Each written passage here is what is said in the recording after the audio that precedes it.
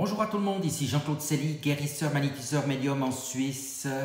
Aujourd'hui, nous allons voir comment faire un travail d'introspection, comment évoluer vers un nouveau cycle de vie et ensuite nous ferons une prière pour obtenir la paix et l'évolution spirituelle. Mais tout d'abord, êtes-vous bien abonné à ma chaîne YouTube car cela vous permet déjà de recevoir d'excellentes énergies.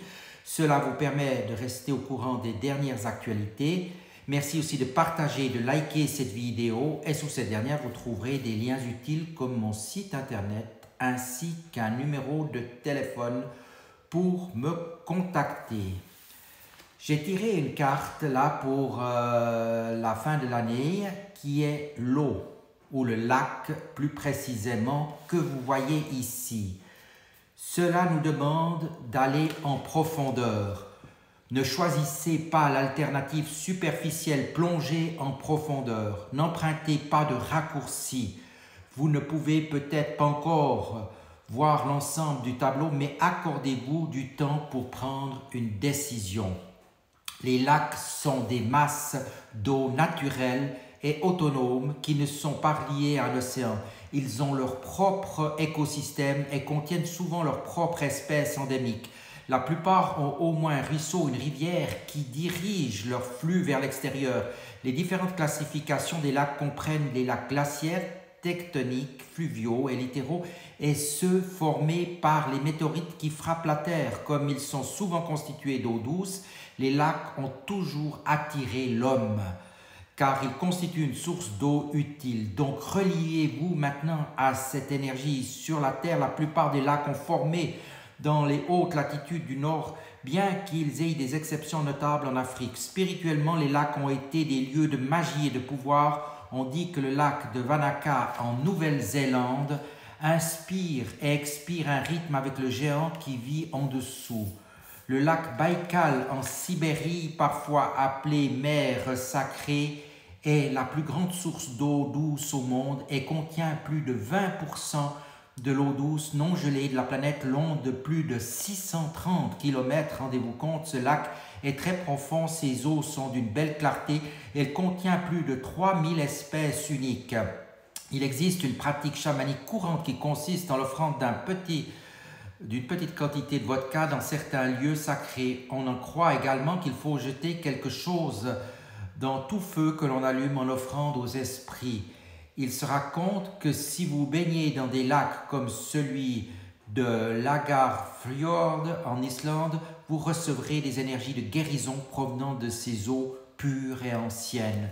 Je vous remontre cette photo du lac. Plongez-vous dans votre fort intérieur car tout se trouve à l'intérieur de vous pour aller de l'avant et c'est comme ça que nous avancerons.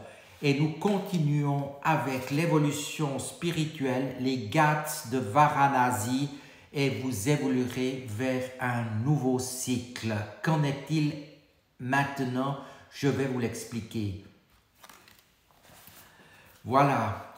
Varanasi, situé au bord du Gange, fait partie des 7 villes sacrées de l'hindouisme où les pèlerins affluent pour se purifier dans les eaux du fleuve. Par les bains, par les ablutions et les crémations, les dévots reçoivent du Gange l'accession à la libération du cycle des renaissances. Ce site sacré est un lieu de puissante purification facilitant le passage des cycles de la vie.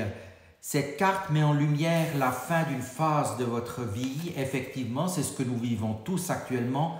Peut-être verrez-vous se terminer un cycle dans le domaine personnel, professionnel. Nous vivons tous la fin d'un cycle. Cette carte vous accompagne donc dans l'achèvement serein de cette période de l'avènement heureux d'un prochain cycle. Et nous faisons maintenant une petite visualisation auprès du Gange. Vous voici au bord du Gange.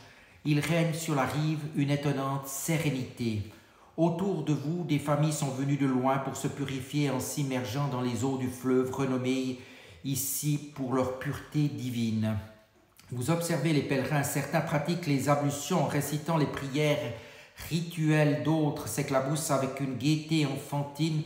Au plus loin, des femmes en habits colorés lessivent leur linge, les offrandes de fleurs, de pujas, habillent les rives du fleuve, tandis que des parfums d'encens et de nourriture charment vos sens. Vous prenez alors un peu d'eau du Gange dans vos mains, l'offrez au soleil et la remplissez de son énergie afin d'en verser sur le haut de votre tête, puis en vous immergeant, vous embrassez le fleuve mer de tout votre corps dans la lumière dorée descendante. Vous sentez que vos cellules libèrent une énergie ancienne qui s'écoule par vos 10 doigts avec le courant du fleuve. Un peu plus loin sur la rive, dans cet espace où la mort fait partie de la vie, des bûchers funéraires libèrent l'âme des défunts du monde matériel et du cycle perpétuel des renaissances par la crémation.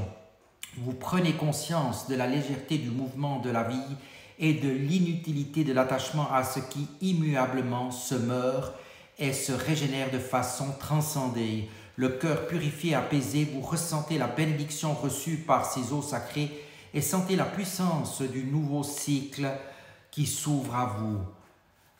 Maintenant, nous faisons encore un autre rituel. Lors de ma douche ou de mon bain, je pose une intention de purification par l'eau. C'est ce que vous pouvez faire. En m'immergeant ou en m'aspergeant d'eau, je me relie à un aspect de ma vie que je considère comme étant en fin de cycle ou que j'ai besoin de clôturer. Sur une expiration, je visualise que tout ce dont je n'ai plus besoin se dissout dans l'eau. Je ressens que je me purifie, je me connecte à l'énergie de la renaissance et appelle à moi tout ce qui va m'aider au renouveau de ma vie. Vous voyez que l'eau est 2 fois importante. Dans les 2 cartes, vous avez de l'eau. Une fois avec les profondeurs du lac et une fois avec le Gange. Reliez-vous bien à ces énergies. Et maintenant, nous allons, pour terminer, faire une prière pour la paix et l'émancipation spirituelle. Nous sommes tous ici réunis en prière pour invoquer l'esprit de notre Créateur divin et les forces cosmiques de l'univers afin qu'ils nous aident à manifester la paix et l'émancipation spirituelle dans notre société maintenant. Nous demandons et commandons que les forces d'amour et de lumière soient présentes parmi nous pour nous protéger et nous guider dans notre prière maintenant. Nous demandons et commandons que les forces ténébreuses soient neutralisées par la puissante lumière de notre Créateur divin et ses forces dirigeantes de notre monde maintenant. Nous demandons et commandons que nos problèmes et nos différends se résolvent de manière pacifique et que notre unité spirituelle et les liens qui nous unissent nous apparaissent clairement. Nous demandons et commandons que des circonstances positives ainsi que de l'aide et le soutien nécessaires nous soient envoyés pour la résolution du conflit, par exemple au Proche-Orient, Israël, Gaza, la Palestine et la Russie, l'Ukraine notamment. Nous sommes reconnaissants pour les bienfaits que notre nation a reçus et demandons que notre Créateur divin continue de nous prodiguer paix et conseils, et ainsi soit-il. Que ces mots puissent résonner en vous et qu'ils résonnent dans l'univers entier afin que la paix soit maintenant là pour tout le monde et que les guerres cessent immédiatement. Qu'il en soit ainsi. Merci de votre attention et je vous dis à tout bientôt.